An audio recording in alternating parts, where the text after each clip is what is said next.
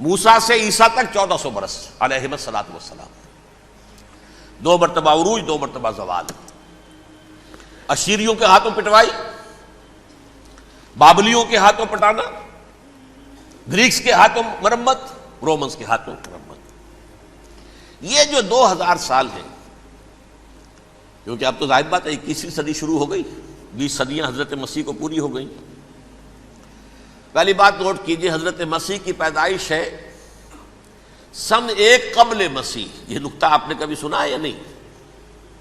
جب ملینیم کا سلسلہ شروع ہوا تھا پچھلے سال تو میں نے بیان کر دیا تھا کہ ایک عجیب حساب کے اندر انہوں نے غلطی کی ہوئی ہے۔ حضرت مسیح کی پیدائش ہوئی 25 دسمبر کو، سن انہوں نے شروع کر دیا، جو اس کے بعد جنوری آئی تو پہلا سال شروع ہو گیا۔ اگر جنوری سے پہلا سال شروع ہوا تو یہ 6 دن جو ہے تو اس کے پچھلے سال میں تھے، لہذا کہا جائے گا کہ Jesus Christ was born 1 year before Christ, BC۔ تو 1 قبل مسیح میں حضرت مسیح کی پیدائش ہوئی۔ یہ آخری اسرائیلی نبی اور رسول۔ یہودی علماء کی مخالفت، دشمنی، سولی پر چڑھوا دینا میں بیان کر چکا ہوں۔ سن 33 عیسوی میں جبکہ حضرت مسیح کی عمر 33 برس تھی، اللہ تعالیٰ نے انہیں زندہ آسمان پر اٹھا لیا، لیکن یہودیوں نے اپنے خیال کے مطابق انہیں سولی پر چڑھوا دیا، ان کی موت واقع ہو گئی۔ اگرچہ اس کے بعد یہ اختلاف ہے ان میں، یہودی کہتے ہیں وہ سولی پر چڑھ گیا، ختم ہوا، مر گیا، عیسائی کہتے ہیں نہیں، انتقال ہوا ہے مسیح کا صلیب پر، لیکن پھر وہ دوبارہ زندہ ہو گئے ہیں۔ ان کی لاش ایک غار میں رکھ دی گئی تھی، وہاں ریزریکشن ہو گیا، ان کا باعث بعد الموت وہی ہو گیا، اور پھر انہیں اللہ نے زندہ آسمان پر اٹھا لیا۔ تو ہمارے اور عیسائیوں کے درمیان نوٹ کر لیجئے، یہ چیز مشترک ہے کہ حضرت مسیح آسمان پر زندہ اٹھائے گئے۔ فرق کیا ہے؟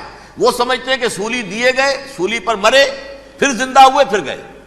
ہم سمجھتے ہیں کہ نہیں، وما صلبوہ وما قتلوہ، انہوں نے نہ صلیب دے سکے انہیں اور نہ انہیں قتل کر سکے، بل رفع اللہ الیہ، اللہ نے اٹھا لیا۔ پھر ہمارا اور یہ اس کا عیسائیوں کا ایک اور اتفاق ہے، سیکنڈ کمنگ آف جیسس، حضرت مسیح دوبارہ آئیں گے، یہ عیسائیوں کا بھی عقیدہ ہے اور ہمارا بھی۔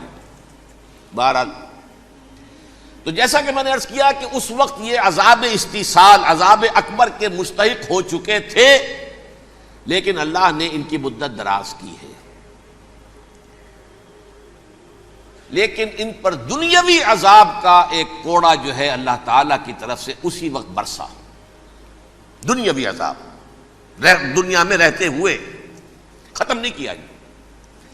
37 برس بعد حضرت مسیح کے رفع سماوی کے 37 برس بعد سن 70 میں یہودیوں نے بغاوت کی رومیوں کے خلاف۔ رومی ٹائٹس جنرل تھا ایک، اس نے پھر جو حملہ کیا ہے، 1,33,000 یہودی ایک دن میں قتل کیا یروشلم میں، اور ہیکل سلیمانی گرا دیا۔ وہ ہیکل پہلے بھی گرا تھا، پہلے 1400 سال کے دوران میں بھی نبوکدنضر نے گرایا تھا، لیکن پھر اس کے 150 سال بعد انہوں نے دوبارہ بنا لیا تھا، اس لیے وہ اسے سیکنڈ ٹیمپل کہتے ہیں۔ پہلا ٹیمپل جو حضرت سلیمان نے بنایا تھا، نبوکدنضر نے گرا دیا 587 قبل مسیح میں، پھر دوبارہ انہوں نے 150 سال کے بعد بنا لیا۔ وہ اس تاریخ کا حصہ ہے، میں نے جس کے بارے میں آپ کو تفصیل نہیں بتائی۔ اس میں یہ ہوا سن 70 میں وہ گرا دیا گیا، وہ آج تک گرا پڑا ہوا ہے۔ نمبر 2، یہ کہہ دیا گیا کہ یہودیوں اس ارض فلسطین سے نکل جاؤ، تم یہاں نہیں رہ سکتے اب۔ لہذا جس کا جہاں سینگ سمایا چلا گیا، یورپ میں چلے گئے، ایشیا میں آ گئے، عرب میں آ گئے، یہ 3 قبیلے جو رات بھی میں نے عرض کیا تھا، بنو قینقاع، بنو نذیر اور بنو قریظہ، یہ وہاں سے آ کے مدینے میں آباد ہو گئے، جس کا جہاں سینگ سمایا، افریقہ میں، ہندوستان میں، جہاں چلے گئے۔ ڈایاسپورا اسے کہتے ہیں، وہ آپ نوٹ کر لیجیے اس لفظ کو، ڈایاسپورا، ہمارا دور انتشار، جبکہ ہمیں ہماری اصل سرزمین تو فلسطین ہے، حضرت ابراہیم کا مسکن، حضرت اسحاق، حضرت یعقوب کا مسکن فلسطین، یہ ہے ہماری اصل جاگیر، یہ تو ہماری جدی پشتی جاگیر ہے۔ لیکن یہاں سے نکال دیے گئے سن 70 میں، اور وہاں سے لے کے 1917 تک ان کا ڈایاسپورا جاری رہا۔ یہ دور انتشار ہے۔ اس دور انتشار کے اب چند حصے ہیں جس کو میں چاہتا ہوں کہ آپ علیحدہ علیحدہ سمجھ لیں۔ دور انتشار کا جو پہلا جو ہے تقریباً 300 برس رومی حکمران تھے، وہ یہودیوں کے بھی دشمن تھے اور عیسائیوں کے بھی دشمن تھے۔ عیسائی اور یہودی ایک دوسرے کے بھی دشمن تھے، لیکن رومی سمجھتے تھے کہ یہ ایک ہی تھیلی کے چٹے بٹے ہیں۔ رومیوں کے نزدیک عیسائی بھی یہودیوں ہی کا ایک فرقہ تھے، کوئی علیحدہ مذہب تو تھا ہی نہیں۔ لہذا رومی جو ہیں رومنز، وہ ان دونوں کو ستاتے تھے، مارتے تھے، اور یہ آپس میں لڑتے تھے۔ یہودی عیسائیوں کو مارتے تھے، عیسائی یہودیوں کو مارتے تھے۔ یہ ہے 300 برس تک کی تاریخ۔ سن 300 عیسوی میں کیا ہوا؟ ایک معجزہ ہو گیا۔ بہت عظیم ایمپرر کانسٹینٹائن، قسطنطین اعظم، رومن ایمپررز میں سے بہت بڑا ایمپرر، وہ عیسائی ہو گئے۔ اب تو معاملہ بالکل تلپٹ ہو گیا، پوری سلطنت عیسائی ہو گئی۔ اب عیسائیوں کے عیش ہو گئے اور یہودیوں پہ مار پڑنی شروع ہوئی۔ اب عیسائیوں کا آپ خود سوچئے کہ جنہیں وہ خدا بنا بیٹھے ہیں، خدا کا بیٹا قرار دے رہے ہیں، ان کے قاتل کون؟ یہودی بدماش۔ لہذا ان کی وہ پٹائی شروع ہوئی ہے یورپ میں، پوری رومن امپائر میں، انہیں ذلیل کیا گیا۔ شہروں میں آمد بند، علیحدہ رہو، گھیٹوز کے اندر رہو۔ یہودی کا نام جو ہے وہ گالی بن گیا، جیسے آج بھی یہودی گالی کہتے ہیں، جیسے خنزیر کا لفظ۔ آخر وہ بھی اللہ کی مخلوق ہے، لیکن آپ کو معلوم ہے کوئی شخص زبان پہ نام نہیں لانا چاہتا خنزیر کا، سور کا، ہے تو مخلوق، وہ بھی ایک حیوان ہے۔ ایسے ہی یہ ہے یہودی، یہودی گالی، جیوٹ گالی۔ لہذا ایک طرف تو ان دونوں کے درمیان دشمنی، جس کو قرآن کہتا ہے وَأَغْرَيْنَا بَيْنَهُمُ الْعَدَاوَةَ وَالْبَغْضَاءَ، ہم نے ان کے مابین دشمنی جو ہے پیدا کر دی ہے۔ اور جب یہ پوری سلطنت عیسائی ہو گئی تو قافیہ تنگ ہو گیا یہودیوں کا۔ اب آئیے 571 عیسوی، یعنی جب کہ ڈایاسپورا کو کتنا عرصہ ہو چکا تھا؟ 500 برس۔ سن 70 سے شروع ہوا نا ڈایاسپورا، جب ٹائٹس نے گرایا ہے ہیکل کو اور نکال باہر کیا انہیں فلسطین سے، بھاگ جاؤ یہاں ایک یہودی بھی نہیں رہے گا، فلسطین سے نکال دیے گئے۔ اس کے پورے 500 برس بعد سن 571 عیسوی میں حضور کی پیدائش ہوئی، ولادت با سعادت محمد الرسول اللہ صلی اللہ علیہ وسلم۔ 610 میں آپ پر وحی کا آغاز ہوا، لیکن حضور کے ساتھ ان کا معاملہ کیا رہا؟ اول تو جب کہ حضور ابھی مکے ہی میں تھے، یہودیوں نے ریشہ دوانیاں شروع کر دی حضور کے خلاف۔ قریش مکہ کو سکھاتے تھے، پڑھاتے تھے، ان سے یہ پوچھو، ان سے یہ پوچھو، انہیں اس طرح تنگ کرو، ان سے یہ امتحان لو، یہ آپ کے علم میں ہے۔ سورہ بنی اسرائیل میں، سورہ کہف میں وہ سوالات، جو امتحانی سوالات آئے تھے، ذوالقرنین کون تھا، اصحاب کہف کون تھے، تم رسول بنے پھرتے ہو تو بتاؤ، اور یہ روح کی حقیقت کیا بتاؤ۔ یہ ساری ریشہ دوانیاں کر رہے تھے بیٹھے ہوئے، ابھی وہی پر حضور ابھی پہنچے بھی نہیں۔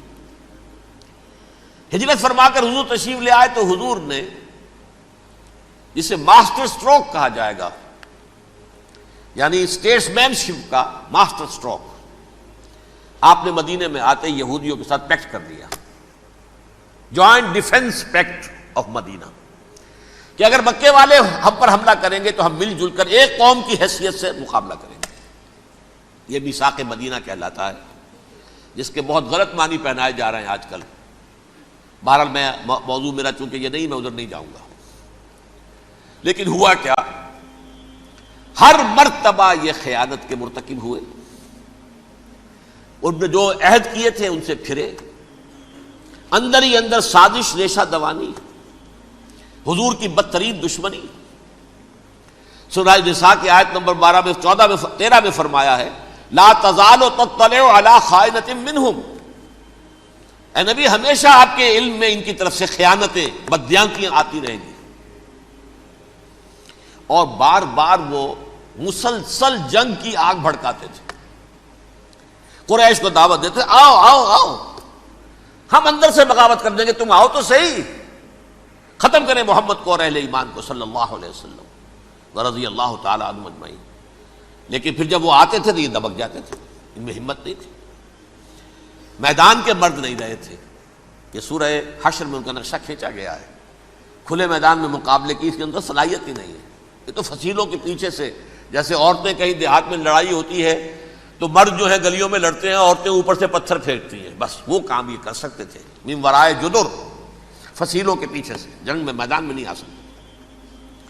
بہرحال قرآن مجید میں ہے یہ سورہ مائدہ کی آیت نمبر 64، کلما اوقدوا نارا للحرب اطفاها اللہ۔ اکثر و بیشتر مواقع پر تو یہ جب آگ بھڑکاتے تھے جنگ کی، اللہ اسے بجھا دیتا تھا۔ لیکن بہرحال اس کے باوجود جنگیں ہوئی، غزوہ بدر، غزوہ احد ہوئی کہ نہیں، یہ ساری اس اصل شرارت ہوئی، اور اس کے نتیجے میں حضور نے پھر ایک ایک کر کے 3 قبیلوں کو سزا دی۔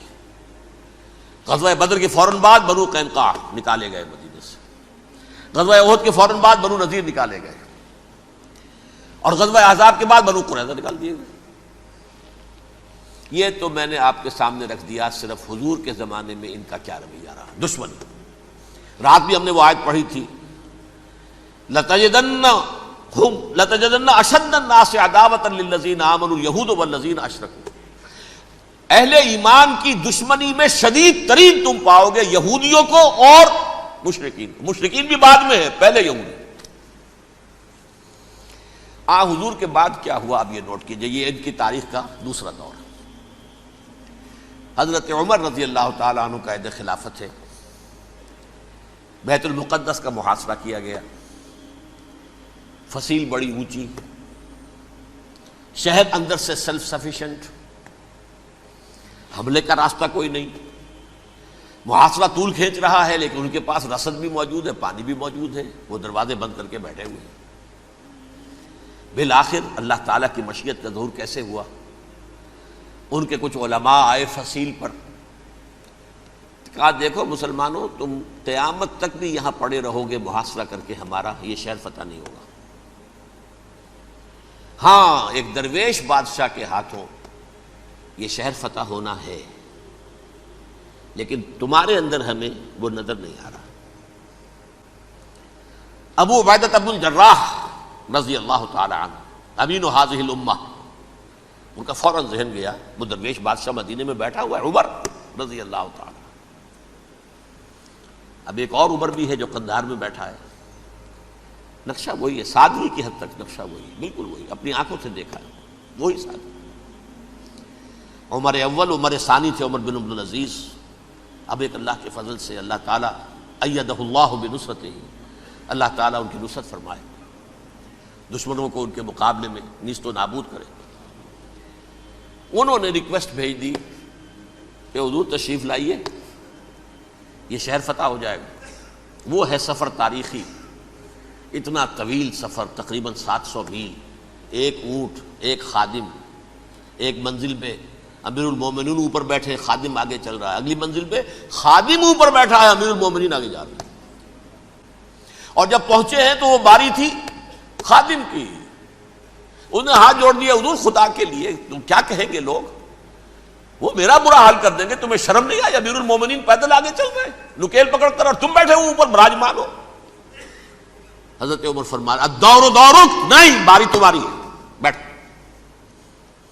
اس حال میں پہنچے ہیں، اور پھر یہ کہ ابو عبیدہ بن الجراح آئے ہیں، استقبال کیا ہے تو دیکھا ہے اس حال میں چلے آ رہے ہیں، عمر نکیل پکڑے ہوئے چلے آ رہے ہیں، اور کہتے ہیں کہ کہیں کیچڑ ویچڑ تھا، جوتے خراب ہو گئے تھے، وہ بھی اتار کے ہاتھ میں پکڑے ہوئے، کپڑے تو تھے ہی پھٹے ہوئے۔ انہوں نے کہا بھی حضرت ابو عبیدہ نے، دیکھیے یہ بڑا متمدن ملک ہے، بڑا مہذب علاقہ ہے، یہ آپ ذرا حلیہ اپنا دوست فرما لیں تب جا کے پیش ہم آپ کو کریں گے۔ آپ نے فرمایا نحن قوم اعزنا اللہ بالاسلام، ہم وہ قوم ہیں جنہیں اللہ نے عزت دی ہے اسلام کے ذریعے سے، کپڑوں کے ذریعے سے نہیں، دولت کے ذریعے سے نہیں۔ اسی حال میں گئے ہیں، اوپر سے انہوں نے کھڑے ہو کر نشانیاں دیکھی ہیں، اپنی کتابیں کھولی، ہاں یہ وہی ہے، اچھا لو جی سرنڈر، شہر تمہارے ہاتھ میں۔ خون کا ایک قطرہ نہیں بہا اور بیت المقدس فتح ہو گیا۔ لیکن اس وقت حضرت عمر نے ایک نرمی یہ کی کہ یہودیوں کے لیے بھی اسے اوپن سٹی قرار دے دیا. یہ احسان عظیم حضرت عمر کا. اس سے پہلے یہودی آ ہی نہیں سکتا تھا، داخل ہی نہیں ہو سکتا تھا، وہاں وہ آ کر وزٹ نہیں کر سکتا تھا، زیارت نہیں کر سکتا تھا اپنے مقدس مقامات کی.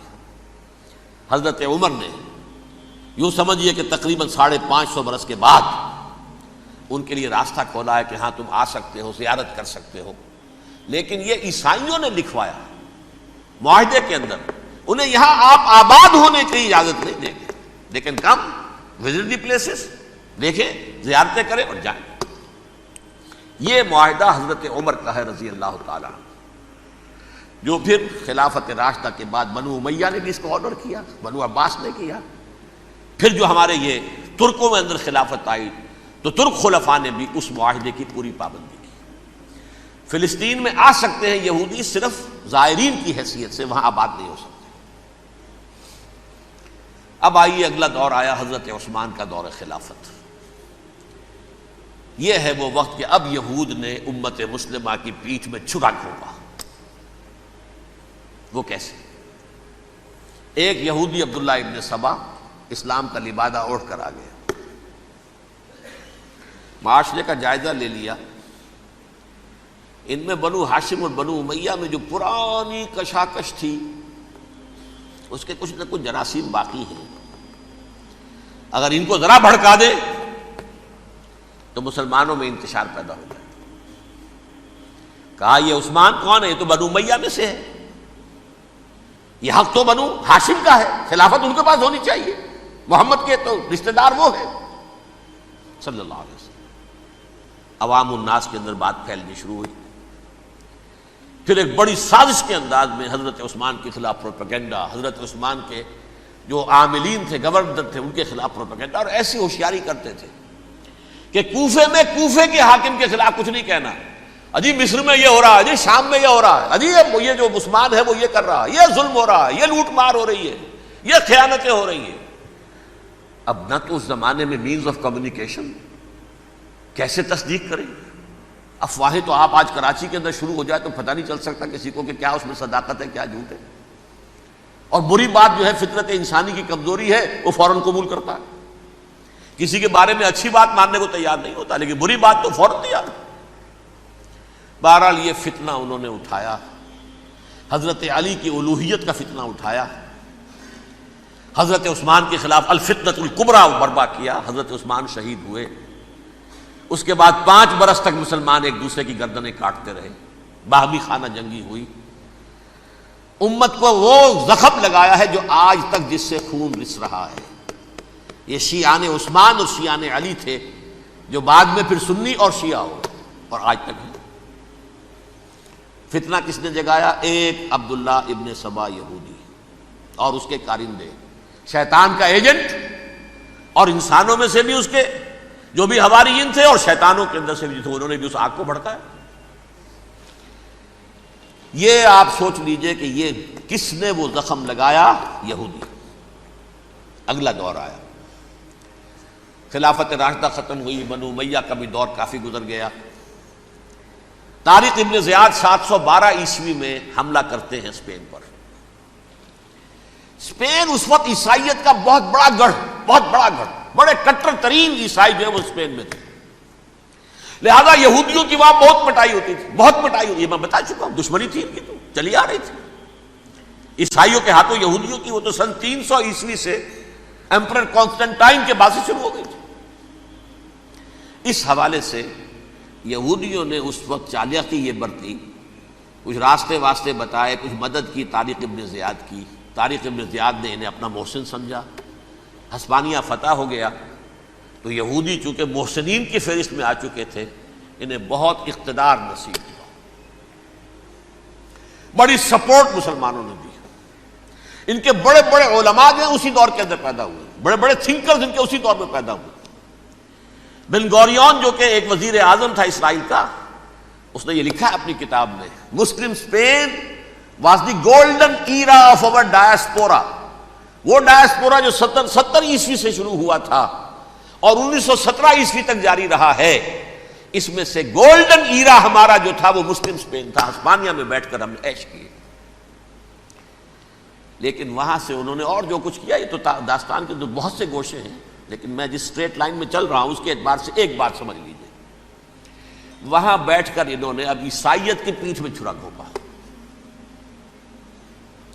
پروٹیسٹنٹ مذہب پیدا کیا، تقسیم کر دیا. جیسے شیعہ سنی کی تقسیم، عبداللہ ابن سبا، رومن کیتھولک اور پروٹیسٹنٹ کی تقسیم، یہودی علماء. ہوتا کیا تھا؟ ہسپانیہ کی یونیورسٹیاں ہیں، کارڈووا میں ہے، ٹولیڈو میں ہے، گریناڈا میں ہے، غرناطہ، قرطبہ، تولیتلا، اور وہاں آتے تھے لوگ. فرانس سے چلے آ رہے ہیں نوجوان پڑھنے کے لیے، جرمنی سے چلے آ رہے ہیں، اٹلی سے چلے آ رہے ہیں. تین ہی ملک قریب ترین پڑھتے ہیں سینٹرل جو یورپ کے ہیں.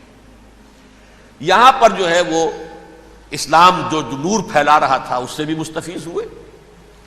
جہالت کے جو ہے پردے ان کے وہ چھٹے. اس کے ساتھ ہی وہ یہودی وہاں ان کے اندر جو جراثیم داخل کر رہے تھے وہ اس عیسائیت کے خلاف بغاوت تھی جو اس وقت دنیا میں عیسائیت اس وقت تھی. پوپ کا راج تھا دنیا میں اس وقت. یورپ میں جو عیسائیت تھی اس میں ایک طرف بادشاہ تھے، لیکن بادشاہوں کی حیثیت وہاں پر یوں سمجھ لیجئے کٹھ پتلیوں کی تھی. اصل قوت پوپ کے ہاتھ میں تھی. اور پوپ کو انہوں نے جیسے قرآن نے کہا اتخذوا احبارهم ورهبانهم اربابا من دون اللہ، کیونکہ سینٹ پال نے شریعت موسوی ساقط کر دی تھی تو اب شریعت تھی ہی نہیں. پوپ کو اختیار تھا جس چیز کو چاہے حلال قرار دے دے، جس چیز کو چاہے حرام قرار دے دے. اتخذوا احبارهم ورهبانهم اربابا من دون اللہ. انہوں نے کہا صاحب یہ پوپ کس بلا کا نام ہے، یہ بھی انسان ہے. بات تو ٹھیک تھی نا، اصل حیثیت تو کتاب کی ہونی چاہیے نا، ڈیوائن بک، دی ریویلڈ اسکرپچر. لہذا اور یہ کتاب ہر شخص پڑھ سکتا ہے. کوئی پوپ کے باپ کو جو ہے کوئی اس کے لیے پروپرائٹری رائٹس تو نہیں ہے کہ صرف پوپ پڑھ سکتا ہے یا پادری پڑھ سکتے ہیں. ہم بھی پڑھ سکتے ہیں، ہم بھی سمجھ سکتے ہیں. یہ باتیں تھی کہ جن کو بڑھا چڑھا کر بیان کر کے اور پوپ کا اقتدار ختم کرا دیا اور توجہ مرکوز کر دی بائبل کی طرف. اب بائبل میں بڑا حصہ تو اولڈ ٹیسٹامنٹ کا ہے. نتیجہ کیا ہوا؟ یہود کی عظمت پروٹیسٹنٹس کے نزدیک مسلم ہو گئی. اصل قوم تو یہ ہے. وہ دشمنی بدلی کہ نہیں بدلی؟ موسیٰ کے امتی یہ ہے، تورات موسیٰ کو دی گئی، ابراہیم کی نسل یہ ہے. لہذا وہ جو دشمنی تھی، جو عداوت تھی کہ ہمارے خدا کو سولی چڑھانے والے ہیں یہ بدماش، اس کا ازالہ ہوا اس پروٹیسٹنٹ مذہب کے نتیجے میں. یہ میں اب آپ کو بتاتا ہوں کہ ایک نتیجہ وہ نکلا ہے جسے برٹرنڈ رسل نے بیان کیا ہے. اس کی کتاب ہے ان پریز آف آئیڈلنس، صفحہ 108. وہ لکھتا ہے the Christians retaining the Judaic belief in special revelation added to it the Roman desire for world wide domination and the Greek taste for metaphysical subtleties. The combination produce the most fiercely persecuting religion that the world has yet known. یہ تین چیزیں آ کر عیسائیت میں مل گئی. ایک تو جب یہ اولڈ ٹیسٹامنٹ جو ہے وہ ان کے ہاتھ میں آ گئی، اور اس کے میں کچھ آپ کو بتا دیتا ہوں کہ اولڈ ٹیسٹامنٹ کی تعلیمات، کیونکہ یہ اولڈ ٹیسٹامنٹ جو ہے یہ محرف تھی. اصل تورات تو گم ہو گئی تھی 587 قبل مسیح میں، جب پہلی مرتبہ ہیکل جو ہے تباہ ہوا ہے اس وقت ختم ہو گئی تھی. اس کے کوئی 150 سال کے بعد انہوں نے یادداشتوں سے مرتب کر کے لکھی ہے. اب اس میں ان کے اپنے خیالات، اپنے امانی، اپنی توجیحات وہ شامل ہو گئی. لہذا میں آپ کو حوالے دیتا ہوں اس کتاب کے اندر مظالم کی جو تعلیم دی گئی ہے. اہل کتاب نے اپنے مظالم قتل عام کے جواز کے لیے تورات میں تبدیلیاں کی اور پیغمبروں پر دہشت ناکی اور بدترین حرام کاری کے الزامات لگائے. سنیے، پہلا حوالہ ہے یہ گنتی باب 31 آیات 17-18. اس لیے ان بچوں میں جتنے لڑکے ہیں سب کو مار ڈالو اور جتنی عورتیں مرد کا منہ دیکھ چکی ہیں ان کو بھی قتل کر ڈالو، لیکن ان لڑکیوں کو جو مرد سے واقف نہیں اور اچھوتی ہیں اپنے لیے زندہ رکھو۔ یہ کسی اللہ کی کتاب کا یہ جملہ ہو سکتا ہے؟ کسی ریویلڈ بک کا؟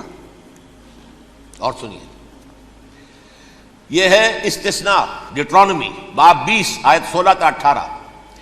پر ان قوموں کے شہروں میں جن کو خداوند تیرا خدا میراث کے طور پر تجھ کو دیتا ہے، کسی ذی نفس کو جیتا نہ بچا رکھنا، جیسا خداوند تیرے خدا نے تجھ کو حکم دیا بالکل نیست کر دینا۔ مرد، عورتیں، بچے، بوڑھے سب ختم۔ یہ کتاب مقدس ہے۔ اور سنیے، سیموئیل باب 27 آیت نمبر 9، اور داؤد نے اس سرزمین کو تباہ کر ڈالا اور عورت مرد کسی کو جیتا نہ چھوڑا۔ نمبر 4، ان سب آباد شہروں کو ماں، عورتوں اور بچوں کے بالکل نابود کر ڈالا۔ کتاب استثناء باب 3 آیت 6۔ یہ ہے جو کہہ رہا ہے برٹرنڈ رسل، کرسچینٹی میں آ کر اب یہ تین چیزیں شامل ہو گئی۔ ایک تو یہ باربیرین، یہ تعلیم جو ہے، اور یہ مذہب کے نام پہ تعلیم، یہ کتاب مقدس کی تعلیم۔ نمبر 2، رومنز کے اندر جو ایک تمنا تھی ورلڈ ڈومینیشن کی، وہ عیسائیت کے اندر آ گئی، اس لیے کہ پوری رومن امپائر جو ہے عیسائی ہو گئی، تو اسے وراثت کے اندر ورلڈ ڈومینیشن کی جو ایک تمنا تھی وہ مل گئی۔ اور پھر یہ کہ انہوں نے جو توہمات تھے یونانیوں کے، ان کو بھی اپنے ہاں مختلف شکلوں کے اندر جمع کر لیا۔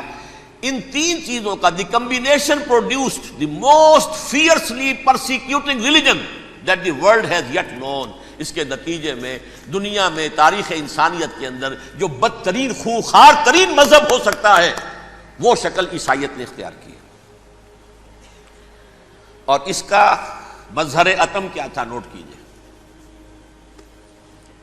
صلیبی جنگیں۔ ایک بات ٹائم ٹیبل کے اعتبار سے نوٹ کر لیجئے گا، فرسٹ ملینیم ختم ہوا، سیکنڈ شروع ہوا۔ ان کے 1000 سال ختم ہوئے تو 11ویں صدی میں سیکنڈ ملینیم شروع ہوا، تو پہلی صلیبی جنگیں ہوئی، لاکھوں مسلمان قتل کیے گئے۔ صرف یروشلم کے اندر اتنا خون بہایا ہے کہ خود ان کے ہسٹورینز لکھتے ہیں کہ جب ان صلیبیوں نے، جب گھوڑوں کے ساتھ وہ چل رہے تھے گلیوں میں، تو ان کے گھوڑوں کے گھٹنوں تک خون کی ندی بہہ رہی تھی۔ جہاں سے گزرے ختم کرتے چلے گئے، آبادیاں کی آبادیاں ختم کر دی۔ اگرچہ اس کروسیڈ میں گیہوں کے ساتھ گھن بھی پسا، یہودی بھی بہت مارے گئے۔ یہ فرانس سے، جرمنی سے جب یہ کروسیڈرز آ رہے تھے، 3000 میل کا سفر طے کر کے آئے تھے، سوچئے تو صحیح۔ اربن ثانی پوپ جو تھا، آگ لگا دی تھی اس نے پورے یورپ کے اندر، شرم سے ڈوب مرو، تمہارے مقدس علاقے مسلمانوں کے ہاتھ میں، انفیڈلز، یہ کافر، یہ مرتد، یہ ملحد۔ مسیح جہاں پیدا ہوا، مسیح کو جہاں سولی دی گئی، وہ کہاں ہے؟ ان کے ہاتھ میں۔